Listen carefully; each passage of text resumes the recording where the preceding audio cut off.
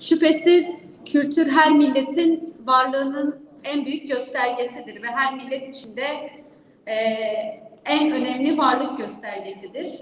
Bizim ülkemiz aslında sadece Türk kültürü değil, onlarca kültürü içinde barındıran bir ülke.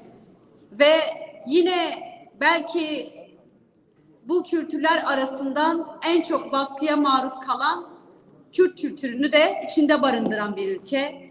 Bugün baktığımızda aslında Türkiye Cumhuriyeti Kültür ve Turizm Bakanlığı'nın içinde barındırdığı, ülkenin içinde barındırdığı tüm kültürlere, kültür ve dile dönük çalışmalar yapması gerekirken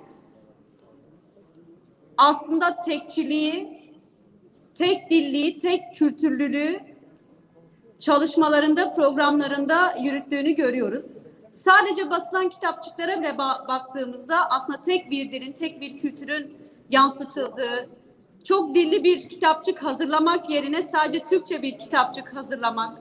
Bugün Türkiye'de en çok konuşulan ikinci dil, yaklaşık 25 milyon insanın konuştuğu Kürtçe kitapçıklarda yer almıyor.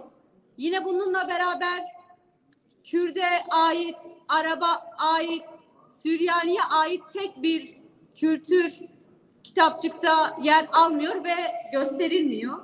Bununla beraber aslında sadece bu bakanlığın değil, bir bütünen hükümetin yürüttüğü politikalar sonucu Kürtçe ülkenin dört bir yanında illegalize ediliyor ve insanlar Kürtçe konuştuğu için katlediliyor. Sokak ortasında Kürtçe konuştuğu için katlediliyor. Daha birkaç yıl önce Ankara'da 19 yaşında bir Kürt genci Kürtçe konuştuğu için katledildi. Ve yine Konya katliamını hiçbirimiz unutmadık. Kürt bir aile ırkçı bir saldırı sonucu katledildi. Daha birkaç gün önce Keçiören Belediyesi Kürtçe konser verileceği gerekçesiyle, Kürtçe şarkılar söyleneceği gerekçesiyle konseri iptal etti. Ve yine aynı şekilde Kürt halkının, Kürt milletinin iradesini gasp eden kayyımlar Kürt kültürünü üreten bütün merkezleri kapattı. Sadece birkaç tanesine örnek vereceğim. Diyarbakır'da üniversite düzeyinde eğitim veren Cigerfin Kültür Merkezi kapatıldı. Van'da yine aynı şekilde Nuda Kültür Merkezi kapatıldı. Ağrı'da Ahmet Hani Püstü yıkıldı. Tabelalardan Kürtçe kaldırıldı ve birçok kütüphanede Kürtçe kitap kütüphanelerden kaldırıldı. Elbette ki kültür sadece dilden oluşmuyor. Bununla birlikte Kürt kentleri de, Kürt'ün turizmi de, Kürt'ün tarihi de yıkılıyor. 5000 yıllık sur talan edildi ve 3500'e yakın yapı yıkıldı. Bunun yerine bir cezaevi sistemini andıran cezaevi görünümlü sokaklar inşa edildi.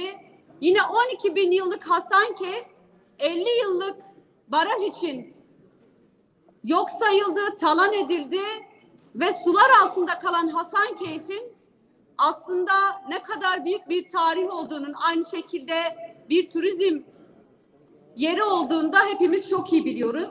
Bunun ötesinde yine Hasankeyf'te sular altında kalmayan bölgeler de kepçelerle yıkıldı, yok sayıldı, talan edildi.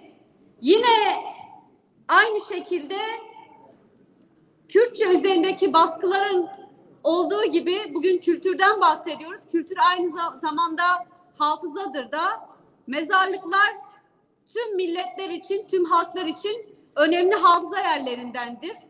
Bugün Van'da Ermeni mezarlıkları talan edildi. Kemikler, bitiriyorum Sayın Başkan.